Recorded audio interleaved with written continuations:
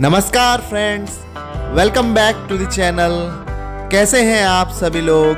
आशा करता हूं कि सभी लोग बहुत ज़्यादा बढ़िया होंगे और आप सभी लोगों को हैप्पी न्यू ईयर मेरी तरफ से। तो जैसा कि आप लोगों ने पिछले व्लॉग में देखा था कि हम लोग हल्द्वानी से जागेश्वर धाम तक पहुँचे और वहाँ पर को हमने महादेव के दर्शन करे। जिन लोगों ने भी पिछला व्लॉग नहीं देखा है तो मैं वो व्लॉग को डिस्क्रिप्शन पे ऐड कर दूंगा, आप लोग वहाँ से चेकआउट कर सकते हैं। और इस समय अब हम लोग निकल रहे हैं गंगोली हाट के लिए।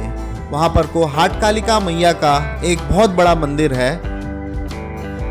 तो इस व्लॉग में मैं आप लोगों को उत्तराखंड के एक ऐसे हिस्से के बारे में बताऊंगा जिसके बारे में बहुत सारे लोगों को नहीं पता होगा जो उत्तराखंड से बाहर के हैं, क्योंकि बहुत सारे लोग जो कि उत्तराखंड खासकर कि कुमाऊं रीजन में घूमने के लिए आते हैं वो नैनीताल, रानीखेत, अल्मोड़ा तक ही घूमते हैं और वहीं से वापस चले जाते हैं।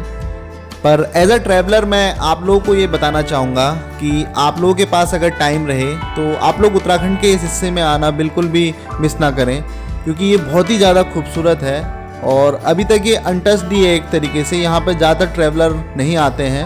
आप लोग देख ही सकते हैं कि रोड के अगल बगल यहाँ पर को देवदार के बड़े बड़े जंगल हैं और बहुत ही खूबसूरत नज़ारे देखने को मिलते हैं।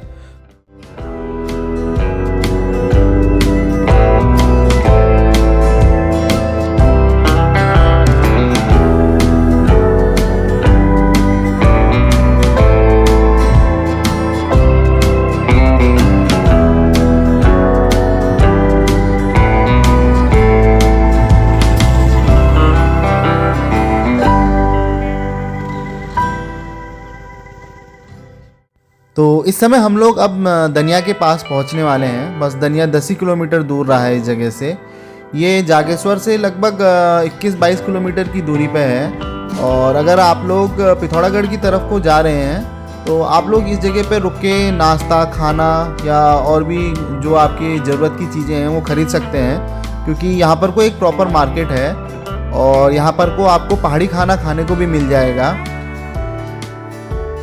इस जगह के बाद फिर आपको बड़ी मार्केट देखने को नहीं मिलेंगी, छोटे छोटे गांव ही रहते हैं। तो अपनी ज़रूरत का सामान आप इस जगह से लेके आराम से आगे के लिए ट्रैवल कर सकते हैं। तो अब आप लोग ये देखिए, इसकी मार्केट काफ़ी ज़्यादा बड़ी है एक पहाड़ के हिसाब से। मतलब यहाँ पर को अच्छी खासी आबादी भी है और दुकानें भी लगभग हर तरह की यहाँ पर को अवेलेबल है। तो आप अपनी ज़रूरत का सामान इस जगह से लेके फिर आगे के लिए जा सकते हैं।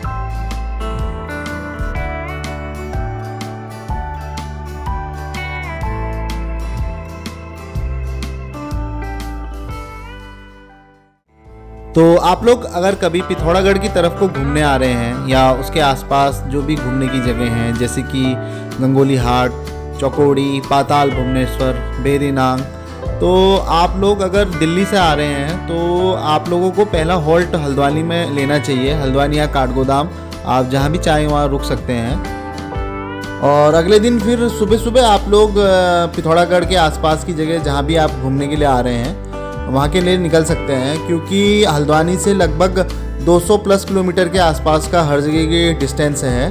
तो आप लोग को 8 से 9 घंटे तो लग ही जाएंगे अगर आप रेगुलर ड्राइव करते हैं। पर मेरी आपसे सलाह रहेगी कि जैसे कि ये रोड्स अभी सिंगल लेन ही है काफ़ी जगह पे, तो आप लोग आराम से नेचर को एंजॉय करते हुए ड्राइव करें। तो एक एडवाइस और भी मैं आप लोगों को देना चाहूँगा कि अगर आप लोग कभी पिथौरागढ़ डिस्ट्रिक्ट में घूमने के लिए आ रहे हैं तो यहाँ पर को घूमने की बहुत सारी जगह हैं। तो आपको अपनी आइटिनरी को पहले से ही प्लान करके रखना पड़ेगा और हो सके तो अपनी बुकिंग्स को आप पहले से ही कर लीजिए। यहाँ पर को कुमाऊं मंडल विकास निगम के टूरिस्ट रेस्ट हाउस आपको बहुत सारी जगह पे मिल जाएंगे। तो आप लोग वहाँ पर को अपनी बुकिंग्स वगैरह करवा सकते हैं पहले से ही। और भी बहुत सारे प्राइवेट लॉज, होम स्टे और यहाँ पर को रिसोर्ट्स आपको मिल जाएंगे। तो रुकने की प्रॉब्लम तो नहीं होती है। पर अगर आपके पास पहले से बुकिंग हो और आप अपनी आइटिनरी को पहले से प्लान करते हुए चल रहे हैं तो हर जगह के यहाँ पे जो भी घूमने की जगह हैं वहाँ पे आप 3 से 4 दिन के अंदर पूरे जो सर्किट है उसको कंप्लीट कर सकते हैं। इस वाली सीरीज़ में जैसे कि पहले व्लॉग में मैंने जागेश्वर तक का सफ़र दिखाया था और आज हम लोग जा रहे हैं गंगोली हाट को। वहाँ आपको माता हाट कालिका के दर्शन करवाएंगे। उसके बाद हम आप लोगों को लेके चलेंगे पाताल भुवनेश्वर में, और थोड़ी दूरी पे वहाँ से है बेरीनाग के पास माता कोटगाड़ी का मंदिर, और फिर हम लोग जाएंगे थल, वहाँ पर को भी बालेश्वर महादेव का एक बहुत बढ़िया मंदिर है। तो ये सब हम लोग आपको इस पूरी सीरीज़ में दिखाएंगे। तो आप लोग ब्लॉग में पूरा लास्ट तक देखिएगा और पूरी सीरीज़ को प्लीज़ देखिएगा और मुझको बताइएगा कि आप लोगों का एक्सपीरियंस किस तरह का रहा, क्योंकि मैं आपको कुमाऊं की ऐसी जगह पे घुमाने की कोशिश कर रहा हूँ जहाँ पर को बहुत सारे टूरिस्ट नहीं आते हैं, ज़्यादातर लोकल्स वगैरह ही आते हैं इन जगहों पे। तो इस ब्लॉग के माध्यम से मेरी कोशिश यही रहेगी कि आप लोग भी उत्तराखंड के इन खूबसूरत जगहों के दर्शन करें। तो ब्लॉग में आप लोग बने रहिए, आपको आगे दिखाते हैं कि कैसा कैसा हमारा सफ़र रहता है। आप लोग देख सकते हैं कि रोड की कंडीशन यहाँ पर को काफ़ी बढ़िया है। कुछ कुछ जगहों पे पैचेस में कहीं कहीं पर को ख़राब रहती हैं, पर ओवरऑल रोड की कंडीशन काफ़ी हद तक ठीक है। हालांकि रोड्स यहाँ पर को सिंगल लेन ही है, तो आप लोग अपनी गाड़ी को आराम से हल्की स्पीड पे ही ड्राइव करिए, क्योंकि यहाँ पर को मोड़ वगैरह ज़्यादा रहते हैं, तो जिसकी वजह से अगर स्पीड में है तो एक्सीडेंट होने के खतरे भी रहते हैं। तो इस समय हम लोग पहुँच गए हैं अल्मोड़ा और पिथौरागढ़ के बॉर्डर पे, और ये जो राइट हैंड साइड को आपको रोड दिख रही है, ये आपको सीधे पिथौरागढ़ जो शहर है वहाँ के लिए लेके जाएगी। हमको जाना है इस समय गंगोली हाट, तो हम सीधे निकल रहे हैं। और ये जो पनार जगह है, यहाँ पर को सरयू नदी पनार के साथ मिलती है, और आप लोग देख सकते हैं कि इस जगह से गंगोली हाट की जो डिस्टेंस है वो 43 किलोमीटर्स है। और नज़ारे तो आप लोग देख ही रहे हैं, कितने खूबसूरत नज़ारे देखने को मिल रहे हैं। और नीचे देखिए सरयू नदी बह रही है, और ये नदी सीधे हमारे गांव से आ रही है जो कि बागेश्वर है। तो जब भी गांव जाना होता है तो आपको वहां का पूरा एक टूर देंगे। नीचे से ऐसे ऊपर को आज घाट बैठी में पनार गिरा हो वही का गाना भी लग गया रहा। एक काफ़ी फ़नी इंसिडेंट भी हुआ हमारे साथ यहाँ पर को, कभी आप लोगों के साथ भी अगर ऐसा हुआ तो शेयर करिएगा। कि हम ये पनार के आसपास ही थे और एक पहाड़ी गाना सुन रहे थे, तो उसमें वो गाने में ही इस जगह का ही जिक्र आ गया अचानक से इसी जगह पे। तो अब आपको दिखाते हैं, देखिए यहाँ से कितना खूबसूरत ये जो नज़ारा देखने को मिल रहा है। यहाँ पर को आप जो दो नदियों का संगम देख रहे हैं, तो लेफ्ट हैंड साइड से आ रही है रामगंगा, और राइट हैंड साइड से जो अभी हमने आपको ये सरयू दिखाई थी वो यहाँ पर को मिल रही है। इस जगह को रामेश्वर कहते हैं। और ये जो घाटी आपको दिखाई दे रही है, इसको सोर घाटी कहते हैं लोकल लैंग्वेज में, जो कि पिथौरागढ़ के आसपास के जितने भी इलाके हैं वो सब सोर घाटी के अंदर ही आते हैं। और यहाँ पर को एक टाइम पे चंद राजाओं ने और गोरखा राजाओं ने राज करा हुआ है। अब हम लोग निकल गए हैं यहाँ से गंगोली हाट के लिए, और रास्ते आप देख ही सकते हैं। नज़ारे मैं क्या बताऊँ, मतलब इतनी खूबसूरत जगह है ना ये, तो यहाँ पर को कुछ देर रुक के बस नज़ारों को एंजॉय करने का ही मन करता है। और अगर बादल वगैरह ना हो तो पूरी हिमालयन रेंज भी यहाँ से देखने को मिलती है। आज थोड़े बहुत बादल लगे थे जिसकी वजह से हिमालय वगैरह दिख तो नहीं पा रहे थे।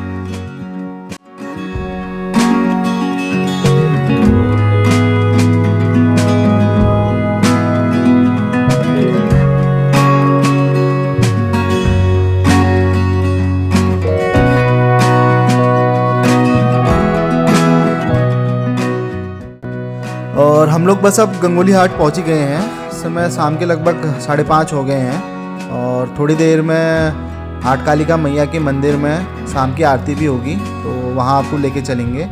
और आप लोग देख सकते हैं कि गंगोली हाट से जो नज़ारे देखने को मिल रहे हैं वो कितने ज़्यादा खूबसूरत हैं। बहुत ही प्लीजेंट वेदर भी रहता है यहाँ पर को, हालांकि ठंड के मौसम में यहाँ काफ़ी ज़्यादा ठंडा हो जाता है। गंगोली हाट में एक ठीक ठाक बाज़ार है, तो आपको आपकी ज़रूरत के हिसाब से जो भी सामान चाहिए वो यहाँ की बाज़ार में मिल जाएगा। और अगर इंटरनेट कनेक्टिविटी के बारे में बात करूँ तो यहाँ पर को जियो और एयरटेल के दोनों के ही 4G नेटवर्क तो सही आ रहे थे, 5G नेटवर्क बीच बीच में टूट रहे थे, तो इंटरनेट यहाँ पर को ठीक ठाक चल रहा था। तो गंगोली हाट में जो माता कालिका का मंदिर हाट कालिका है, उसके बारे में आपके साथ कुछ जो इन्फॉर्मेशन है वो शेयर करता हूँ मैं। उत्तराखंड की जो कुमाऊं रेजिमेंट है उनका जो स्लोगन है कालिका माता की जय, वो अपनी इष्ट देवी आठ कालिका मैया के जयकारे के रूप में ही है। तो अगर आप लोगों को मंदिर के लिए जाना है तो शहर के बीचों बीच ही यहाँ पर को माता रानी का एक बड़ा सा गेट बनाया हुआ है। इस जगह से लगभग 4 से 5 किलोमीटर के आसपास का गाड़ी से रहता है जो डिस्टेंस है। अगर आप लोग पैदल आना चाहते हैं तो पैदल सीढ़ियों से भी आप लोग आ सकते हैं, उसमें कम टाइम लगता है। ये मंदिर एक शक्तिपीठ है और माना जाता है कि इसकी स्थापना आदि गुरु शंकराचार्य ने खुद की थी और इस जगह से जुड़ी बहुत सारी ऐतिहासिक और पौराणिक कथाएं भी हैं। आज भी शाम की आरती होने के बाद जब मंदिर के कपाट बंद कर दिए जाते हैं तो यहाँ के पुजारी माता रानी के रात्रि विश्राम के लिए उनका बिस्तर लगाते हैं और सुबह जब मंदिर के कपाट दोबारा खोले जाते हैं तो बिस्तर पर सिलवटें मिलती हैं। तो ऐसी मान्यता है कि माता रानी यहाँ पर को प्रत्यक्ष रूप में विराजमान है और इस मंदिर में जो भी श्रद्धालु सच्चे मन से माँ की आराधना करता है उसकी सभी मनोकामनाएं पूरी होती है। इसी तरह कुमाऊं रेजिमेंट की आराध्य देवी बनने के पीछे भी एक बेहद ही दिलचस्प कहानी है। कुछ समय पहले युद्ध के दौरान कुमाऊं रेजिमेंट की एक टुकड़ी पानी के जहाज से कहीं पर को कूच कर रही थी। इसी दौरान कुछ जहाज में तकनीकी खराबी आ गई जिसके कारण वो जहाज डूबने लगा। ऐसे में सभी लोगों ने मृत्यु को देखकर अपने अपने परिजनों को और ईश्वर को याद करना शुरू करा। तो उसी टुकड़ी में से एक पिथौरागढ़ के निवासी भी थे जिन्होंने माता रानी को पुकार लगाई और माता रानी ने उनकी पुकार सुनी और उस डूबते हुए जहाज को बचा लिया और सभी जितने भी सेना के टुकड़ी में वहाँ पे लोग थे सभी लोग सुरक्षित वापस आ गए। आज भी कुमाऊं रेजिमेंट की तरफ से मंदिर में नियमित तौर पर पूजा अर्चना की जाती है और मंदिर का जो भी जीर्णोद्धार का कार्य होता है वो सब कुमाऊं रेजिमेंट अपनी तरफ से ही करते हैं और आप लोग देख ही सकते हैं कि मंदिर कितनी अच्छी तरीके से वेल मेंटेन्ड है। तो चलिए अब आप लोगों को आगे मंदिर के दर्शन करवाते हैं।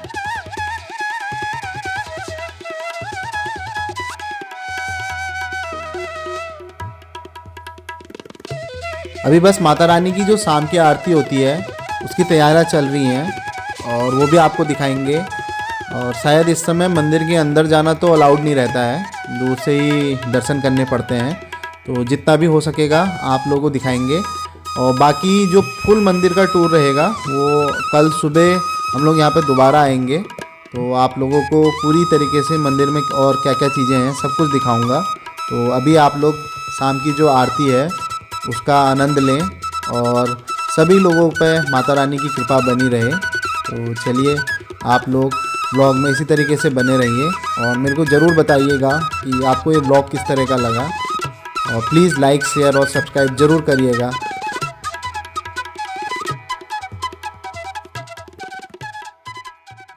साढ़े 4 में ही आ जाते हैं एक गांव के लोग, मतलब अच्छा, एक एक दो 4 आते रहते हैं तो फिर ऐसे ही चलते रहता है।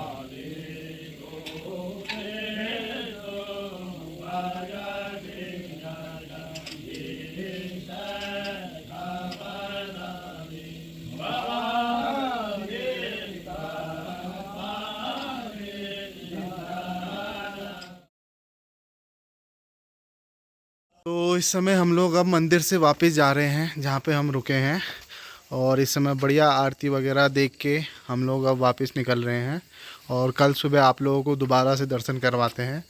इस समय क्योंकि अंधेरा भी हो गया था और आरती का समय था तो पूजा पाठ नहीं कराई जाती है, इसलिए अब हम लोग कल सुबह सुबह आएंगे, वो सब कुछ दिखाते हैं आपको।